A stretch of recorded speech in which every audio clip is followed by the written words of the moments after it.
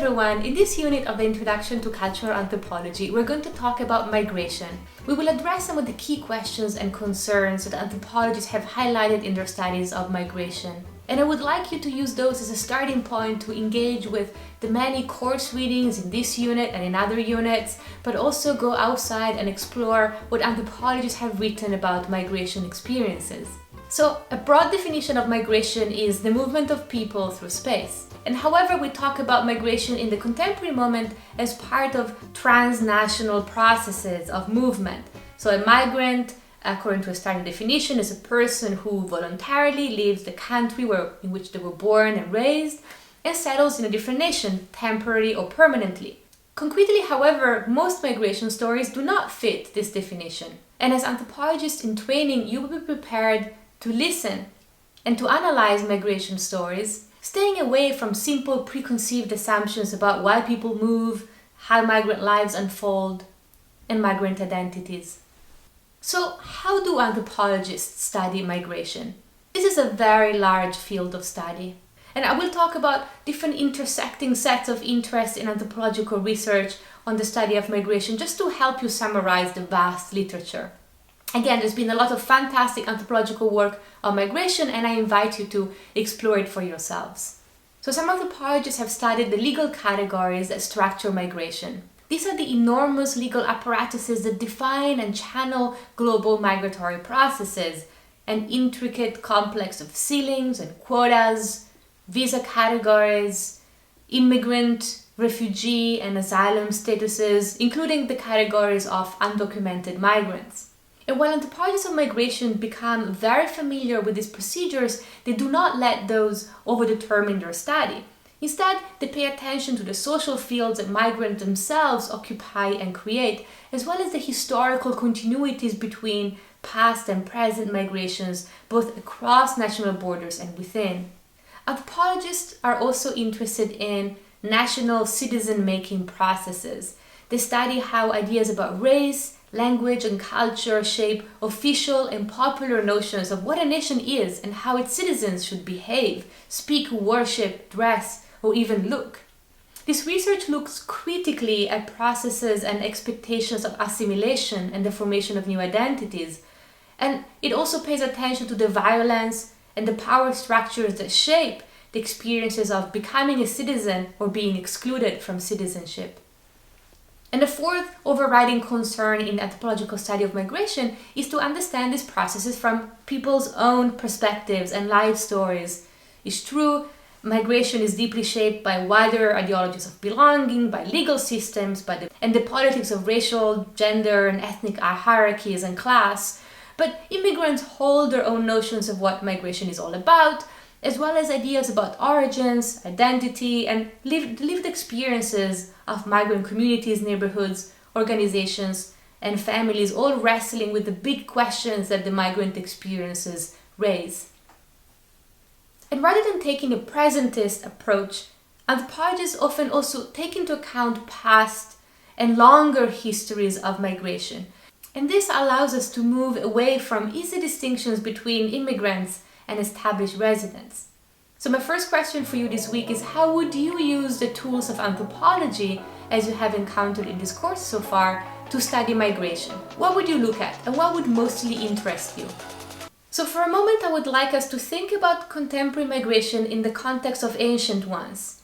And there are several different historical and also ongoing processes of people in movement, and not all of them are migratory. Really, it depends on the definition itself. And I'll also give you some key terms to talk about how and why people move and the conditions of their movement.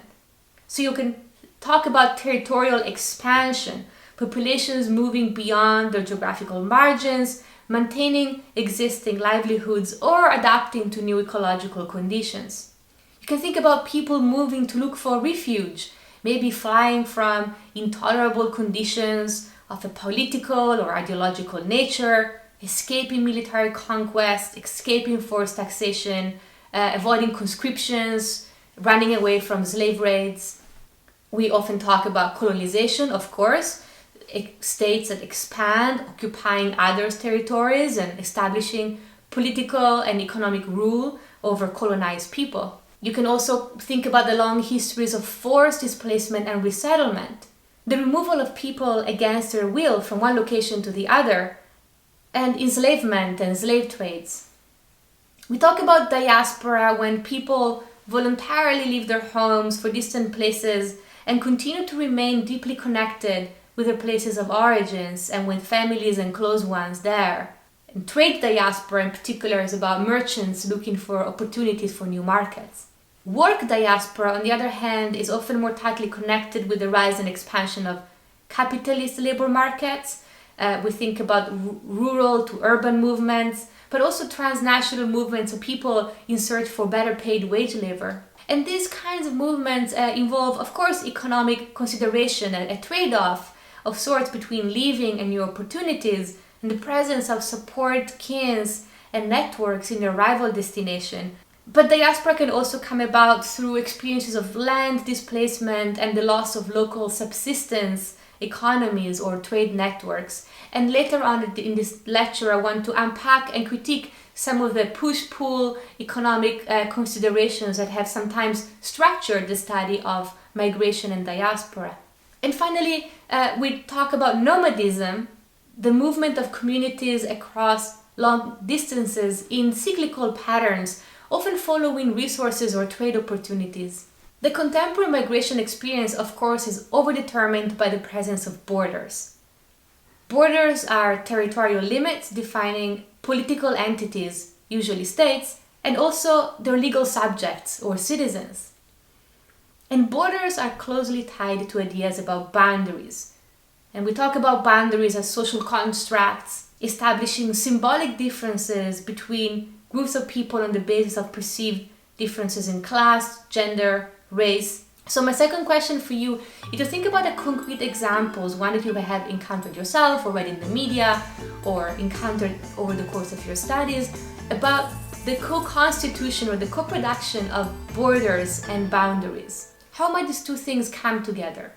Immigration has long raised questions about political sovereignty, national identity, and race. And if colonizing powers were threatened by nomadic populations who challenged the stability of colonial rule, contemporary nation states often worry about ongoing flows of migrants who may retain transnational ties to their varied homelands. And the paradox that many scholars have called attention to is between a capitalist demand for labor provided by incoming migrants and the nation state's demand for culturally unified abstract citizens.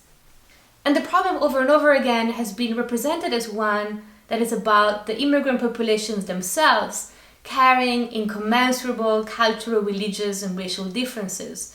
And it's no surprise, of course, that immigrant categories and experiences and stories and opportunities are very often racialized. So I want to pause here for a second and just make clear that when I talk about things being racialized or racialization, I mean a cultural category of difference that is contextually constructed as essential and natural and residing within the very body of the individual. And also building on a perceived category of racial worth. And we talked all about it in previous units of this course, and we will continue to have this conversation. And hierarchies of racial formations continue to posit immigration categories alongside so-called color lines, though the specific categories and hierarchies have, of course, been historically shifting.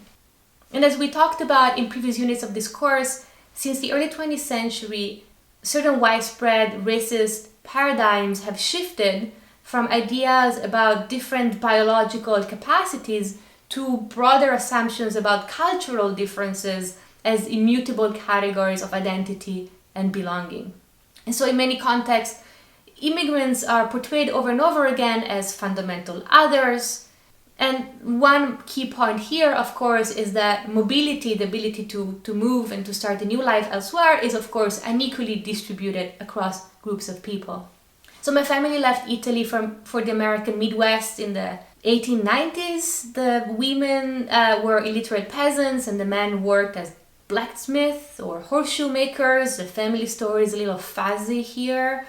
But what is clear is that my grandmother's grandmother did not like the American Midwest one bit, And after a couple of years, she took the boat back, husband and her many children in tow, and they went on to work in the northern Italian silk factories. So the term for this experience is reverse migration. But again, the term doesn't quite describe both my family members' experience, but also how it's been told over time to make different points about identity and who we are today. So we talk about labor migrants as workers moving from areas where they're born and raised, moving to other places where they can find better return for their work. And labor migration is often produced by global disparities in differences in employment opportunities, economic security, and access to resources. And cross-border migration in particular exploits the difference in economic opportunities between two countries. And it will often result in less costly laborers from a country with fewer economic opportunities for one reason or the other. And in the new country, they do not hold the same legal protections as the country's citizens or longer-term residents. And they might also be alienated from social networks and from kinship support ties, thereby become very easily subject to exploitation. There have been different economic and social models of labor migration, and I want to explore some of the broad contours of this debate. Since the 19th century, social scientists have posited that migrants are rational actors that respond to uneven labor markets and move where they can get higher wages. Pretty simple, right? So the idea was that cities would absorb the surplus labor to fuel the work of industrialization. And this would eventually result in economic growth and progress for everyone. I just want to give you a sneak preview here and a spoiler alert that it largely didn't. Later on, modernization theorists posited the idea of two factors at play. They call them push factors and pull factors. So you think about push factors at play in traditional societies, pushing people away, and pull factors attracting them to developed areas. And scholars today still use the push and pull model, but it's really been critiqued for being quite a bit too simplistic to account for the realities of the many reasons, both personal and structural, that account for migratory movements. Many early studies of migration up until the 1970s focused on the individual migrant who decides to migrate to a city or to a different country and who might then assimilate or adapt or adjust to the new setting. And these studies often presumed a continuum that the migrant, him or herself or themselves, were following from tradition to modernity. It was presumed that rural residents, traditional people, would move away from the countryside into the cities and then become modern subjects, sometimes contributing to the breaking of traditionalism in their home communities. This was the paradigm. Turns out it wasn't true at all. This paradigm also presumed that urbanization necessarily correlated to development, and this was supposed to end up in balancing out resources. And many anthropologists, of course, think that this modernization theory is not useful, it's essentially individualistic and ahistorical, and we can talk much more about this in class. So, what are the defining features of migration in the 20th century? I have highlighted a few.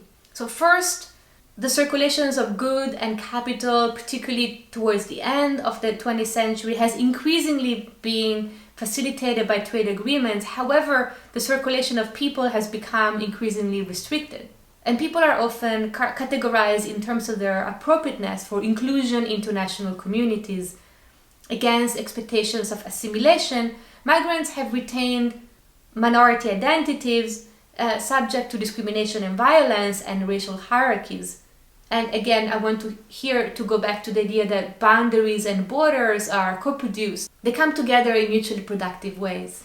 A third feature of migration in the 20th century has become very clear is that different national subjects obviously have different capacities and opportunities for global mobility. And this mobility can take different paths, and these paths are classed, often on the basis of race or country of origin. And fourth, migrant and refugees over and over again are represented as criminal, abject, or a problem, or victims, or just anomalies. So finally, I want to spend some time talking about the category of refugees. The standard definition is that a refugee is a person who has been forced to flee his or her or their country because of persecution, war, or violence. And the international legal status of refugees was defined by the United Nations 1951 Refugee Convention, complemented by the 1967 Protocol. So according to this protocol, to be recognized as a refugee, an individual must fulfill 3 conditions. First, a fear of being persecuted for reasons of race, religion, nationality, membership in a particular social group, or political opinion. Having crossed an international border and being outside of her or his or their country of nationality is the second condition. And third, having lost the protection of the country of origin. In 2015, the so-called European refugee crisis has attracted a lot of media attention and stoked up ethno-nationalist fears in Europe. However, it's useful to remember that between 85 and 98% of the world's forcefully displaced people are between and within the world's poorest countries. So here's some recent stats. Currently, we have about 26 million refugees in the world. This is the highest number we've ever seen. About 41 million internally displaced people. About 3.5 million of people are asylum seekers. 10 million people in the world are stateless. And about 2.6 million refugees live in refugee camps, and many more live in refugee communities that are not formal refugee camps. So a final question for you. See if you know where the world's largest refugee camps are located. Try to answer this question just to see if you know it, or if you have any idea before you look it up. So anthropologists have studied the refugee experience in different ways, and I want to call attention to some of the key points of interest. So first, anthropologists have studied legal notions of asylum and refuge. Secondly, they have looked at refugees' livelihoods and everyday experiences in refugee camps. Thirdly, they've looked at the strategies deployed by people labeled as refugees and their capacity to respond to the varied situations that they face. Fourth, they've studied the politics of memories of countries of origin and feelings of belonging. And then finally, they've conducted ethnographic work of the refugee bureaucracies and bureaucrats themselves, refugee expertise, global humanitarianism, and all of the experts that make refugee processes work. So writing about 25 years ago, an anthropologist called Lisa Malki argued that too often refugee has been used as a label or a type. And however, Malki wrote, forced population movements have extraordinarily diverse historical and political causes and involve people who, while all displaced, find themselves in qualitatively different situations and predicaments. And so Malki argued that it's useful to confine our discussions of refugees as distinct from other historical processes of migration, but that we shouldn't really take the refugee experience as this one type that is applied and experienced similarly by everyone. And Malki thinks that we should think about post-World War II Europe, where new techniques for managing the mass displacement of people had been standardized and then globalized. And this standardization and globalization happened in 3 domains: in the refugee camp administration, in the refugee settlement process, and then in refugee law. So in 1948, the Universal Declaration of Human Rights stated that everyone has the right to seek and enjoy in other countries asylum from persecution. And in 1951, the United Nations High Commissioner for Refugees was established. Refugee camps, often modeled on the form of military barracks, are designed to be spaces that can be easily disciplined and supervised. Refugee camps also make possible a range of social interventions, including documentation and the study of refugees themselves, who quickly became a subject of academic research. And while the study of refugees have sometimes been connected to studies of development and underdevelopment, anthropologists have largely focused on the political and historical processes that have generated specific groups and experiences of refugees. So these are processes that often take place beyond the boundary of the refugee camp and the asylum process itself. And I want to connect that with the question of assimilation. From the 1917 onwards, many social scientific studies of migration have over and over again portrayed migrants as hybrids or in between. And these characteristics has been variedly used to either denigrate or to celebrate migration and migrants and refugees' experiences. And another model has thought of assimilation instead of a temporal process, the idea that the first generation of migrants continues to participate in the norms of their countries of origin. The second generation is somehow in between these two sets. And then the third generation becomes a culture to the cultural norms of the birthplace, becoming members of an established community. And Malki critiqued this particular discourse of the refugee experience. And in particular, the idea that scholars and experts have sometimes reproduced and described as a succession of consecutive stages. So threat, the decision to flee, danger, safety, the refugee camp, repatriation, resettlement, adjustment, and eventually acculturation.